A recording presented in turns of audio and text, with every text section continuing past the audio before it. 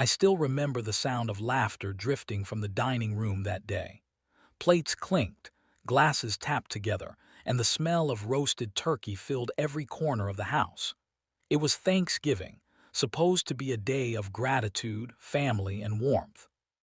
Yet while everyone else was seated comfortably around the table, my grandson was outside, freezing, alone, and no one but me seemed to care. I'm Margaret, 71 years old, a widow, and the owner of the house where that Thanksgiving took place. I had raised 3 children under that roof, watched them grow, argue, fall in love, and eventually move on with their own lives. I thought I had taught them kindness. I thought I had taught them compassion. That day proved how wrong I was. The family gathering. Thanksgiving was always hosted at my home. Even after my husband passed away 8 years ago, I kept the tradition alive. It made me feel like the family was still whole, even if pieces were missing. That year, my son Daniel arrived with his wife Corinne and their 2 children, 16-year-old Emily and 8-year-old Noah, my grandson. Noah was quiet, gentle, and different from the rest of them. While Emily was loud and confident, Noah preferred books, puzzles, and sitting beside me listening to stories about his grandfather. Corinne never liked that. From the moment they walked in, Corinne's eyes swept across the living room like she was inspecting a hotel suite she'd paid for. She complained about the temperature, the furniture, even the smell of cinnamon candles I'd lit, candles my husband used to love. "Mom, can you turn the heat up?" Daniel asked, not even looking at me. "It's fine as it is," I replied softly. "The house is already warm." Corinne rolled her eyes. Noah stayed close to me, tugging gently at my sweater. "Grandma, can I help you with the potatoes?" he asked. I smiled. "Of course, sweetheart." That smile wouldn't last long. The first crack. Dinner wasn't ready yet when Corinne noticed muddy footprints near the back door. "Noah," she snapped, "did you bring dirt into this house?" Noah froze, his eyes filled with panic. I just went outside for a minute," he whispered. "I wanted to see the bird feeder Grandpa made." Corinne sighed dramatically. "I told you not to wander around. You're always doing something wrong." I stepped in immediately. "It's fine, Corinne, I'll clean it." She turned to Daniel. "See, she always takes his side." Daniel said nothing. He never did when it came to Corinne. I crouched down to Noah's level. "Go wash your hands, darling." He nodded and ran off. I didn't know that would be the last moment of peace before everything shattered. Dinner is served. By late afternoon, the turkey was golden, the table was set, and everyone gathered in the dining room. Plates were passed around. Laughter returned. Compliments were made about the food.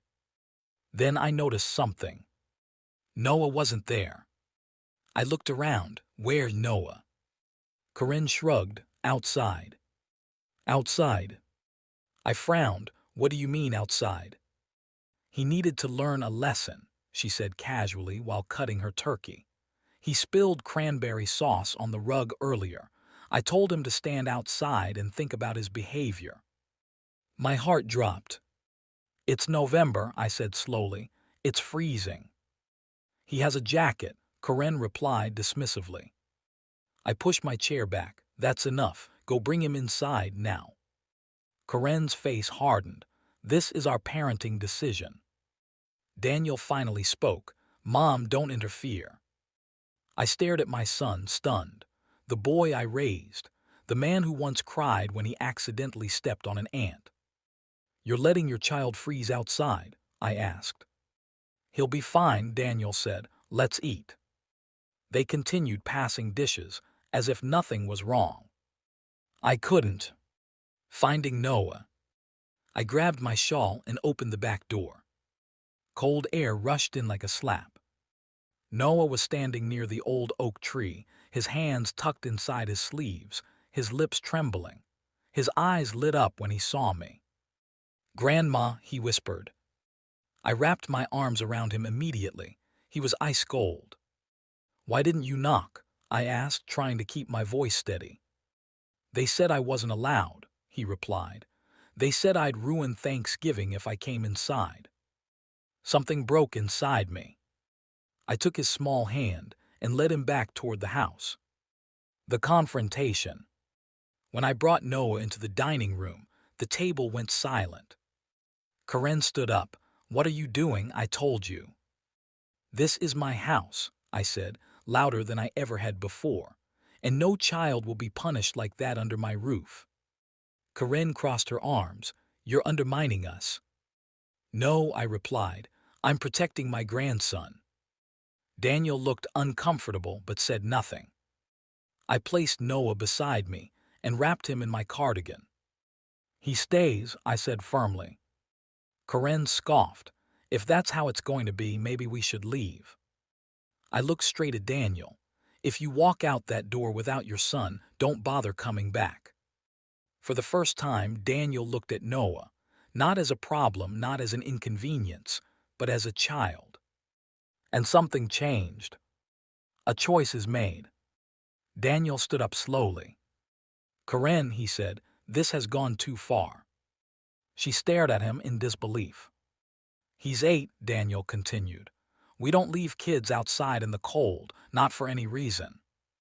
Corinne's face flushed red, so now I'm the bad guy. "If the shoe fits," Daniel replied quietly. Corinne grabbed her coat. "I'm going to the car." Emily followed her, rolling her eyes. Daniel stayed. So did Noah. Aftermath. That Thanksgiving dinner was quieter than any before it, but it was also more honest. Daniel apologized to me and to Noah. "I didn't realize how bad it had gotten," he said, his voice shaking. "I should have protected him." Noah leaned into my side, already half asleep. That night Daniel and Noah stayed over. Corinne and Emily did not.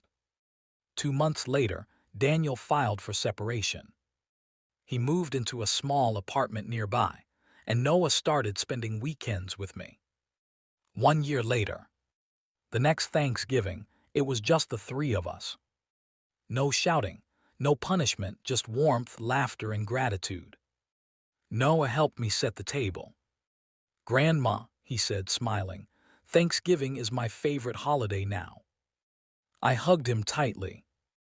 Because no child should ever feel cold, outside or inside, while family pretends everything is fine. Final thought. Sometimes, standing up for what's right means disrupting the table, ruining the meal, and breaking old patterns. But if it keeps a child warm, it's always worth it.